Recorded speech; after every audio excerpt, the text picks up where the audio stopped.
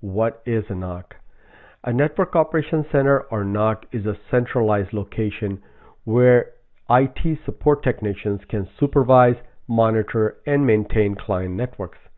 Many managed IT service providers, or MSPs, use these centers to ensure 24/7 uptime for all of their clients. An MSP maintains an in-house NOC, outsources a third-party provider, or chooses a mixed solution. In any case, NOC services, functions, and responsibilities stay the same. Now let's talk about the NOC services. The NOC is a central point for software distribution and updating, performing monitoring, coordination with affiliated networks, network troubleshooting, and router and domain management. But that's not all it can do. There's a wide variety of NOC services that are provided, and we're going to name a few of them here.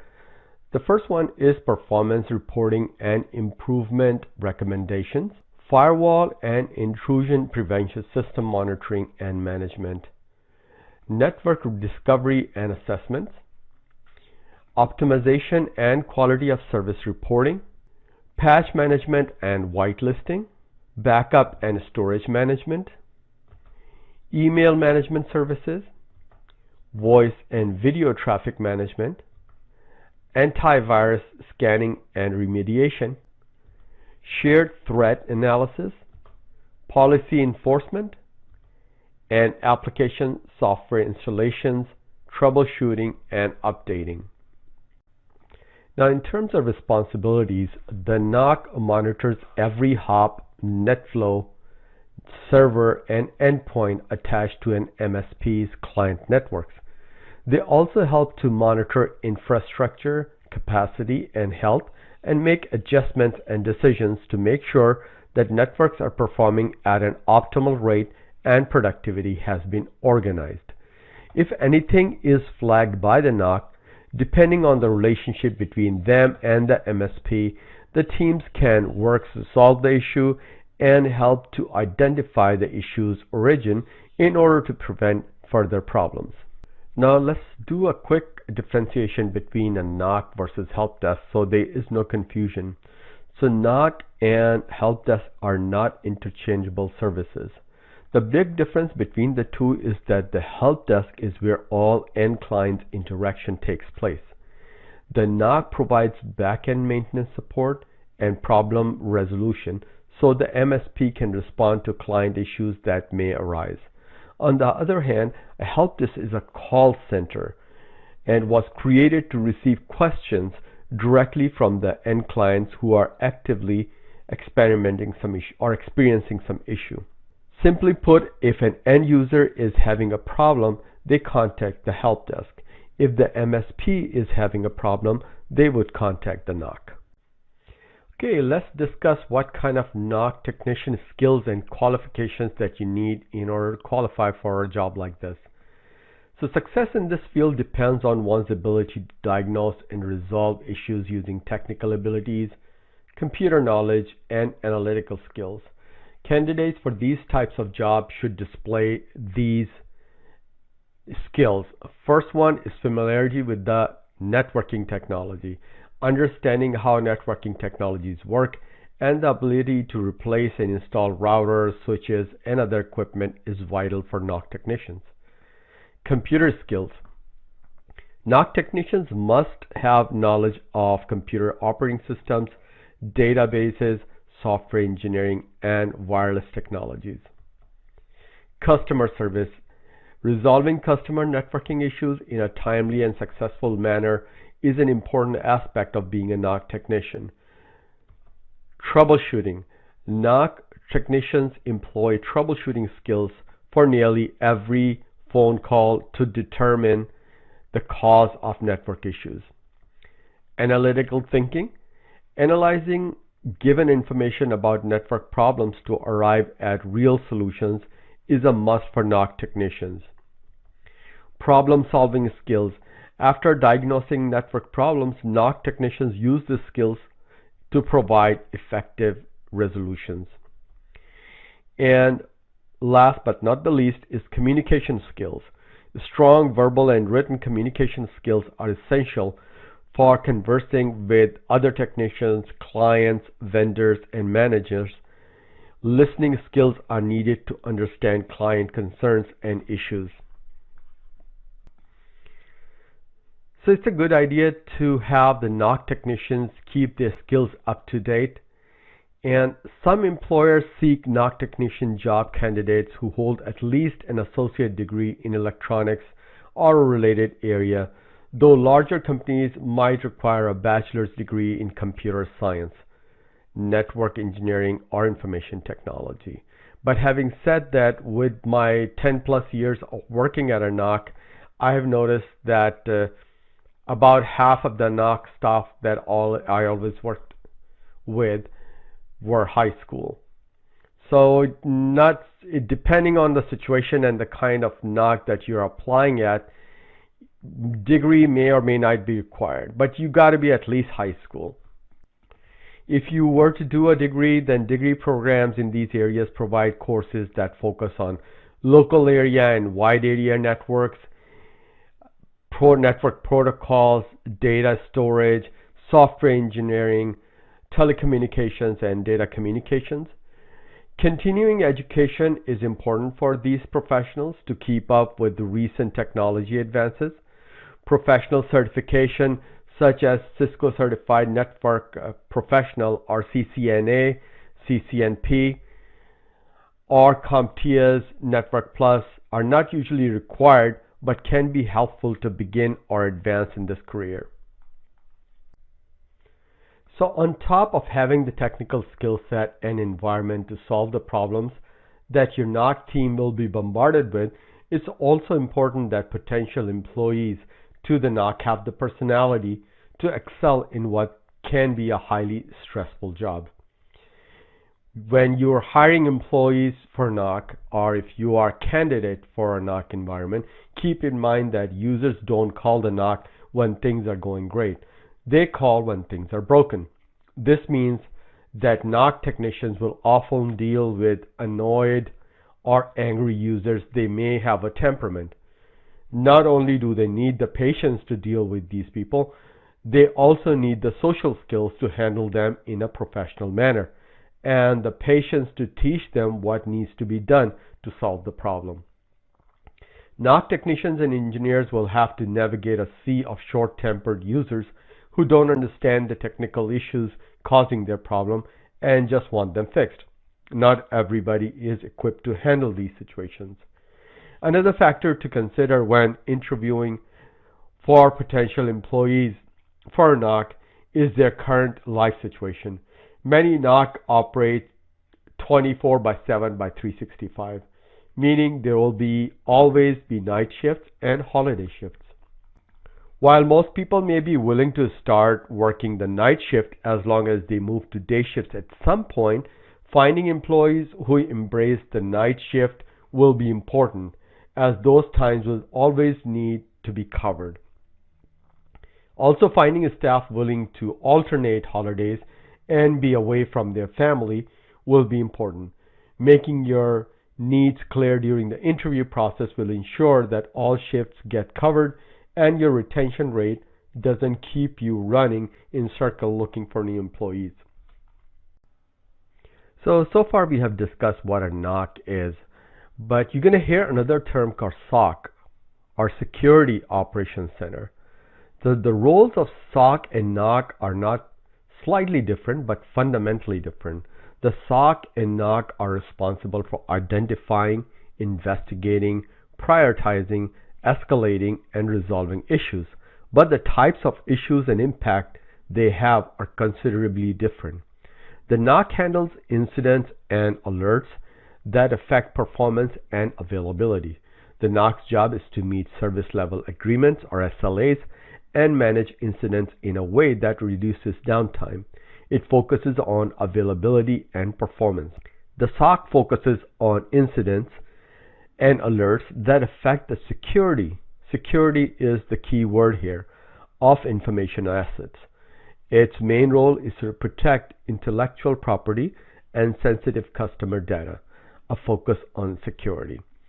While both are critically important to any organization, combining the SOC and NOC into one entity and having them each handle the other's duty can spell disaster because their approaches are so different and skill sets required to manage are distinctive.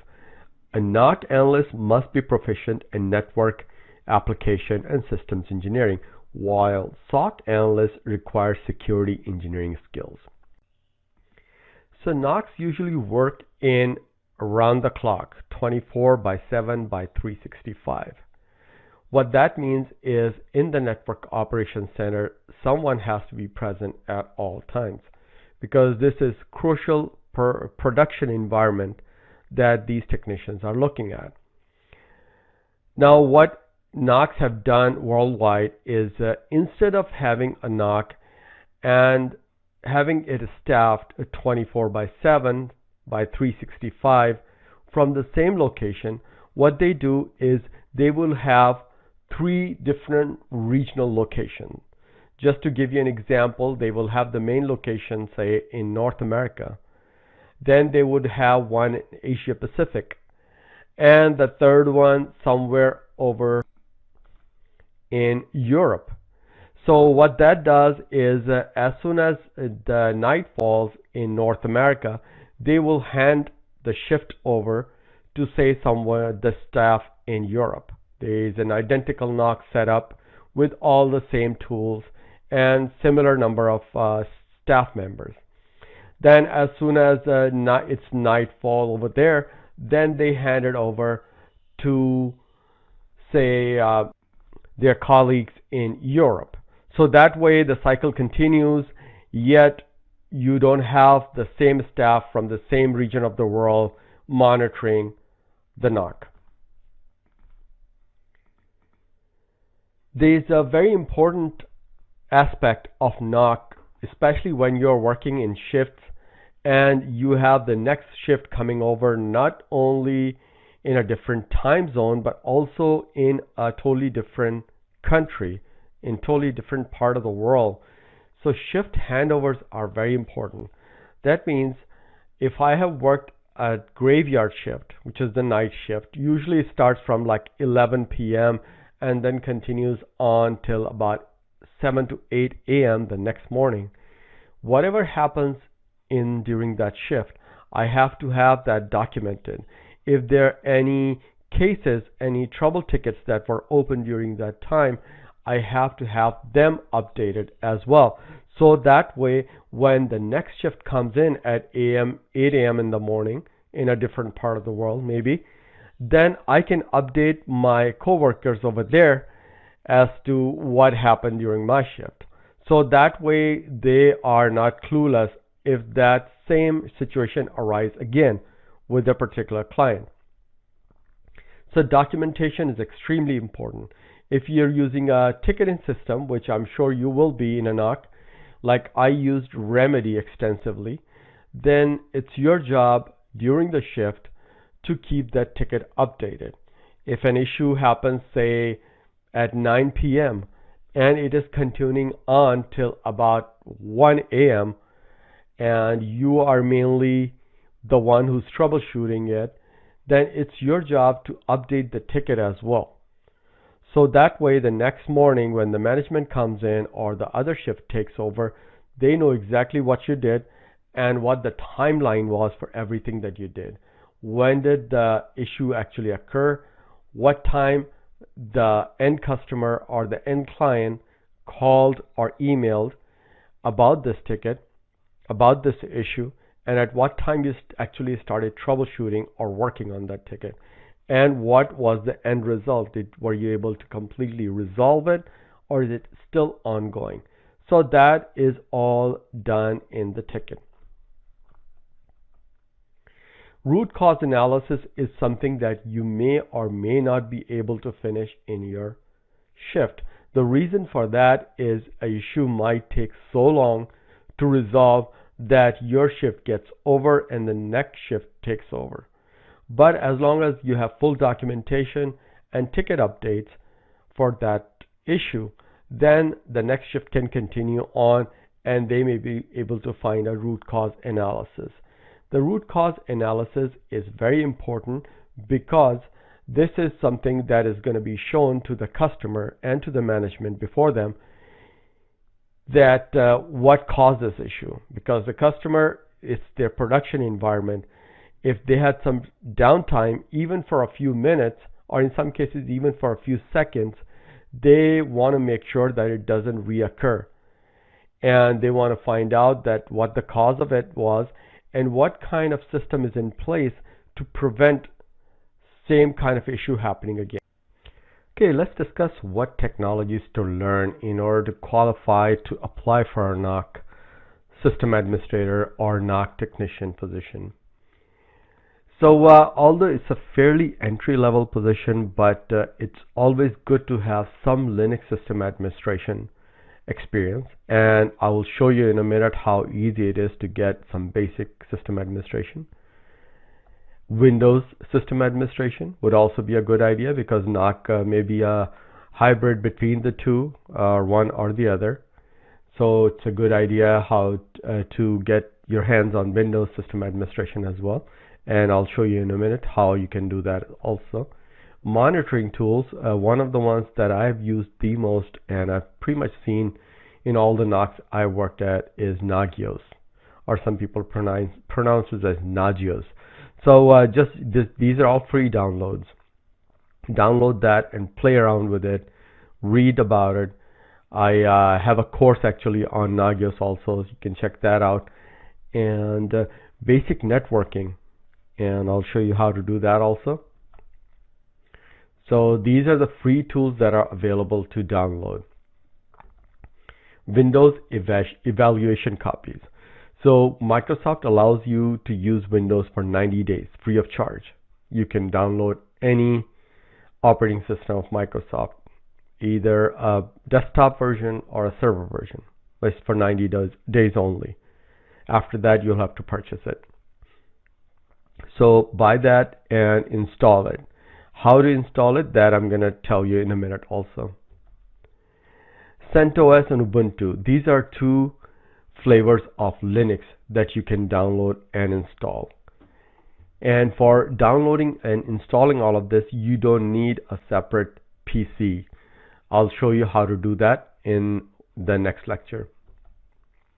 Nagios, again, you can download it for free. It's a community built software, so there is no charge for it. Packet Tracer is one of Cisco's product.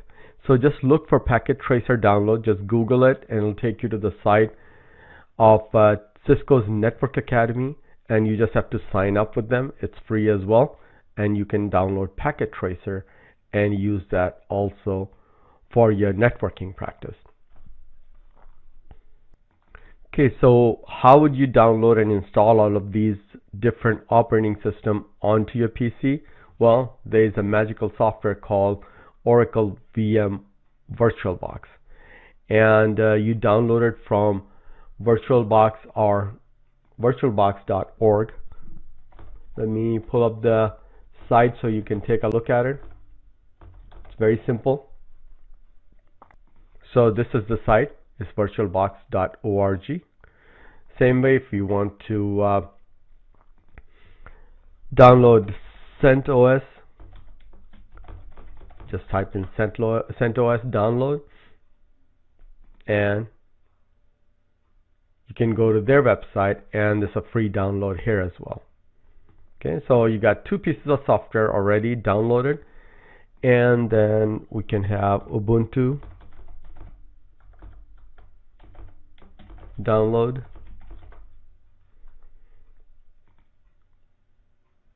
and this is how to download Ubuntu. And they don't even, both CentOS and Ubuntu don't even require you to register with them. You simply click on download and it's going to start downloading. And then the free evaluation of Windows.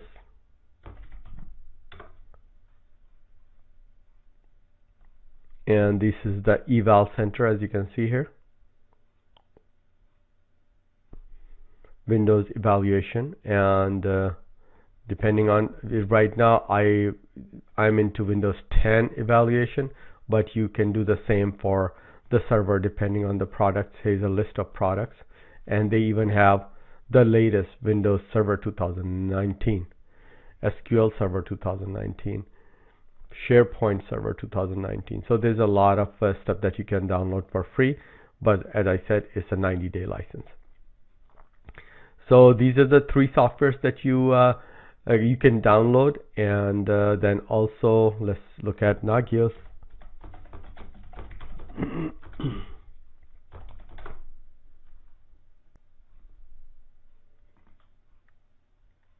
And you can download Nagios for free over here as well. Okay, Nagios Fusion, you don't have to worry about these right now.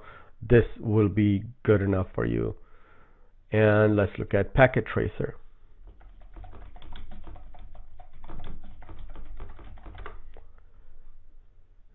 Cisco Net CAD, this is the software I was talking about.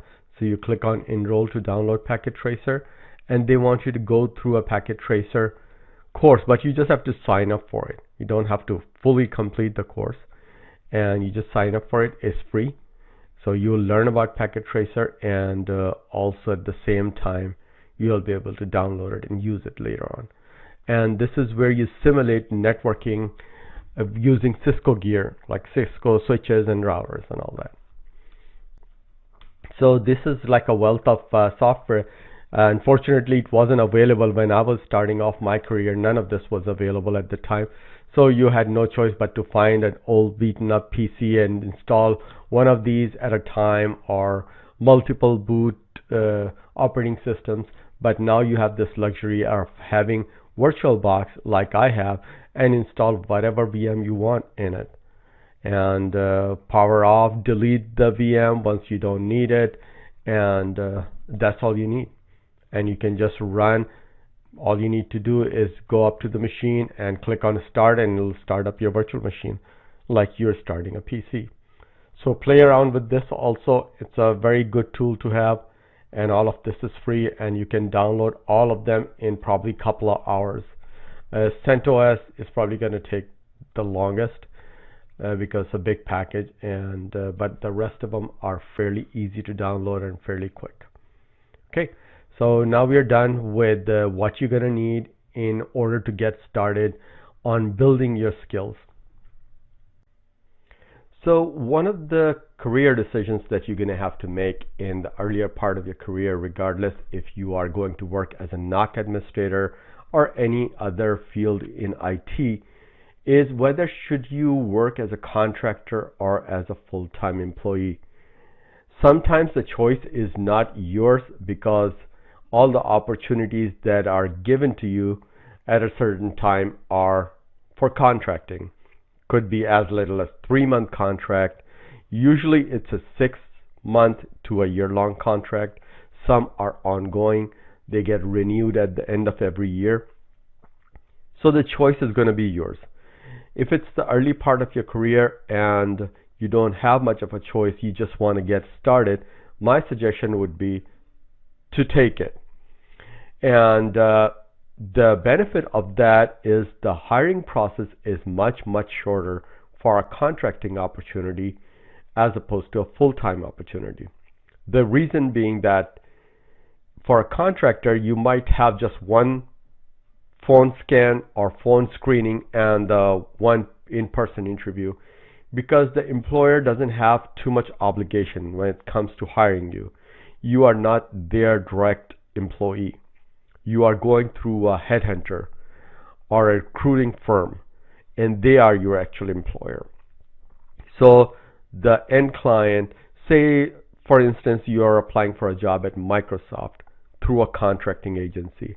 Microsoft is not your employer. You're just working at their site or on one of their projects. But you went through a contracting agency called ABC Contracting. You're actually their employee. And they have all the burden of providing you health or offering you health benefits and all of their perks and everything, depending if you need it or you're interested in that. So that's the benefit to the employer. For the employee, the benefit is it's going to have higher pay as opposed to a regular employee or full-time employee in most cases, not always. And the headhunters or the recruiting firm is interested in getting it done because they will be taking a big share of that. Suppose, again, we'll go to the company. Microsoft is offering you $100. You're not going to get $100 an hour for that job. Your recruiting firm will most probably take 50% of it. So you're going to end up getting $50 an hour for that job. So they're not doing you a favor by getting a job. That's how they make their money. So that's why they're interested in you. I'm talking about the recruiting firm.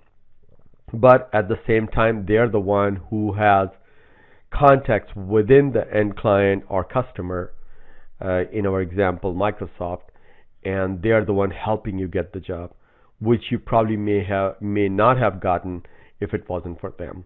So in that sense, they are doing a favor. So I would say in the early part of the career, don't be too picky about it, that you have to work full-time or you're just not going to work at all. Just take it because you need to get experience. And take the contracting gig if that comes first. And then after 6 months, a year, or 2 years experience, then you'll be more in a position where you can make a judgment depending on your experience, whether you want to keep contracting or you want to have a full-time position. Contracting, as I said, might have a higher pay rate, but at the same time, it doesn't have the benefits that a full-time employee might experience. You may not have the same perks as your coworker at Microsoft or any other company that you're contracting at, because that's their full-time employee. His or her medical benefits are going to be better than yours because you're getting the same benefits offered through your contracting agency, but they're not going to be as good as what your end client or where you're working at is going to offer. So this is where you're going to lose out. Also, it's much easier for an employer to get rid of contractors as opposed to permanent employees. So keep that in mind as well, that for whatever reason, if their business is getting affected or you are showing some signs of not good work ethics or you're not catching up really quickly on what they're doing or what you've been taught to do, it's very easy for them to get rid of you. All they have to do is simply make a phone call to the recruiting agency that hired you or assisted in hiring you and say, we don't need this person anymore. And on a day's notice or no notice at all, you'll be let go. So that's like the negative side of being a contractor. So there we discussed, the pros and cons for both the employer and the employee in working as a contractor. When you are a full-time employee with the company, the benefit is to the company is that you're going to have more loyalty towards the company because you have vested interest.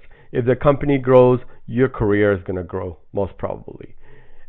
Your resume is going to build showing that you are company XYZ for 5 years or 10 years. And that shows that you are going to stick around for any future jobs. When they're going to look at your resume, they'll say, okay, this person didn't just jump around 6 months here and 5 months there. They actually stayed 3 to 5 years at one job. And that shows good potential to the new employer that you're going to interview with.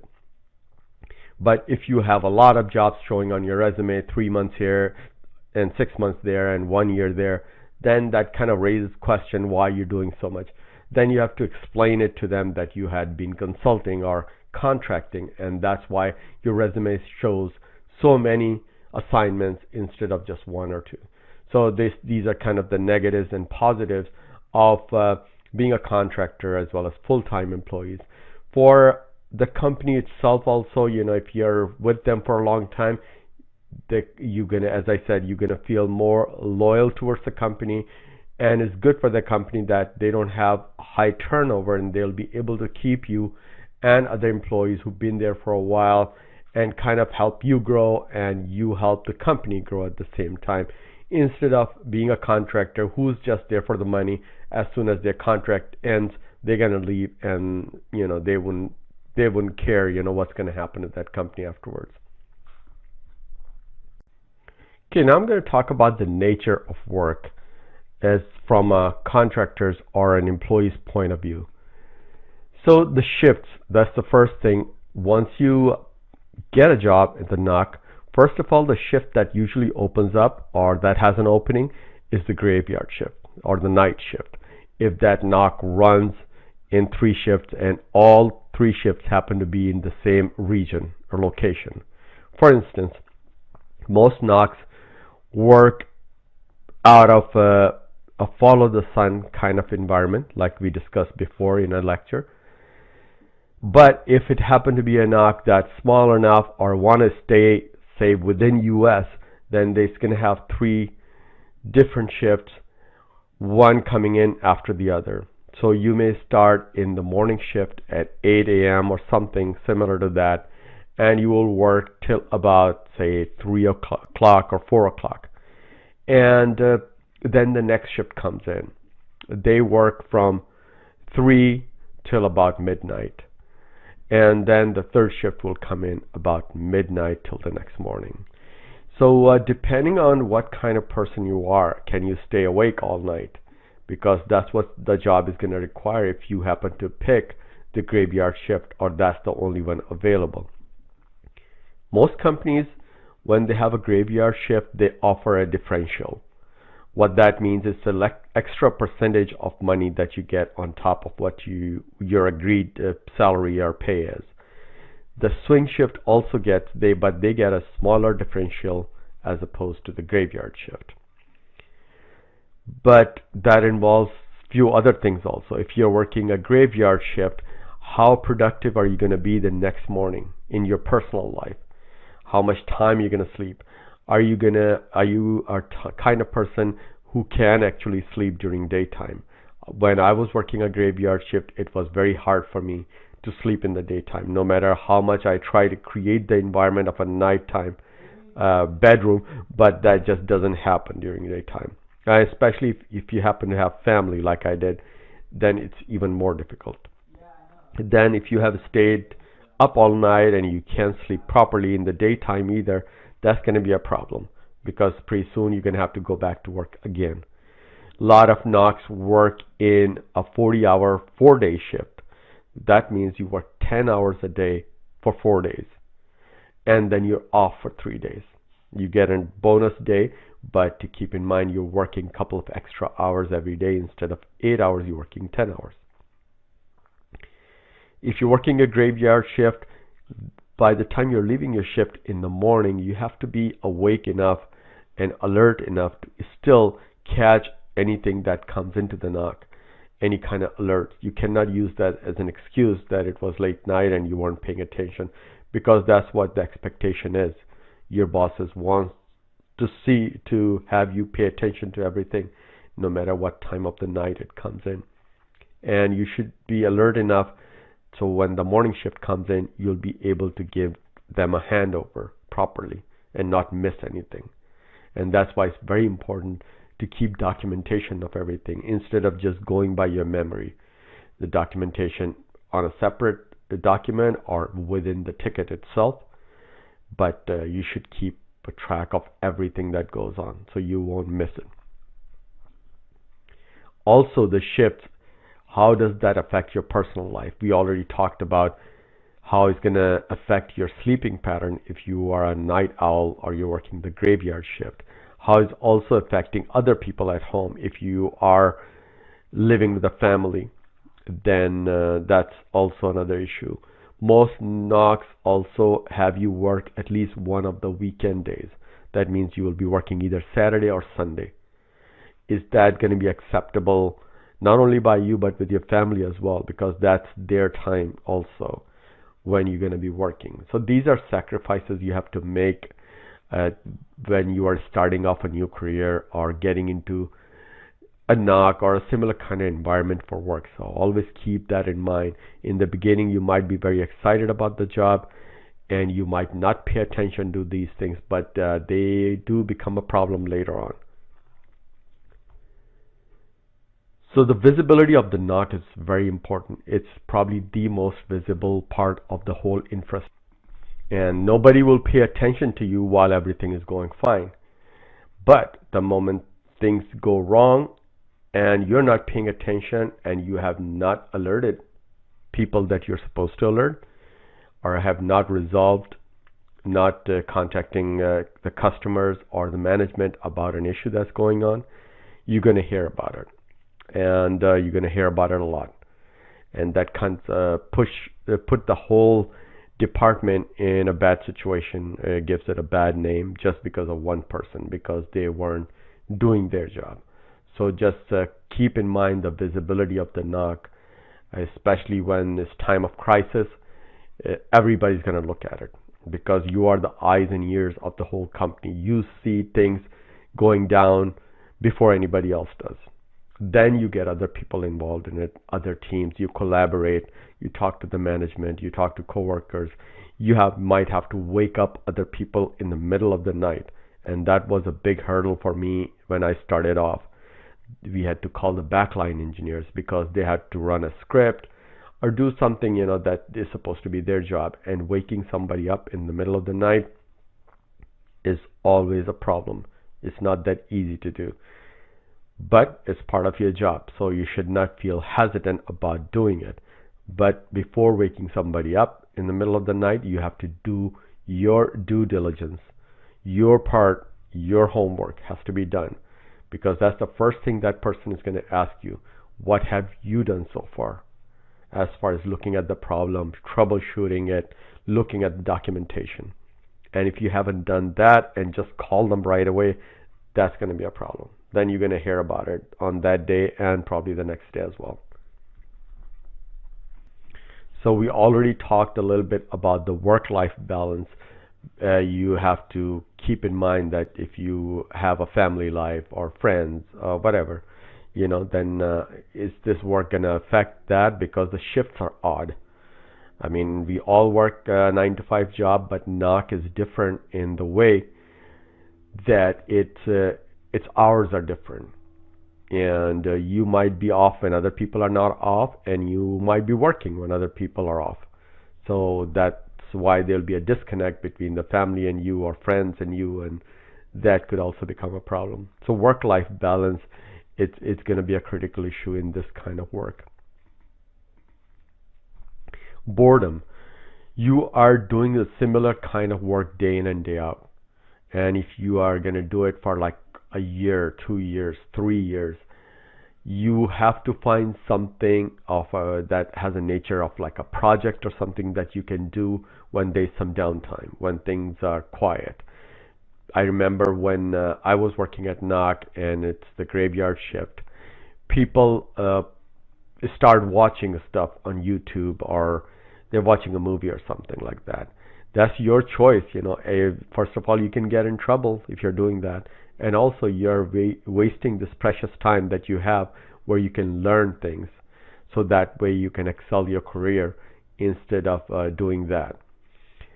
So this is your choice, as I said, and you can just use the NOC, think of it as a springboard for your career later on. So utilize this time if you are bored and you have not much to do. It's a very slow NOC, slow time in the middle of the night or swing shift or whatever you're working. Then utilize that time to your benefit.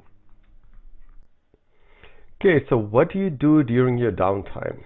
You're working, say, a swing shift or a graveyard shift, and there's not a whole lot going on. You have several choices. You can be on the phone and just chat with your friends, which is definitely not recommended.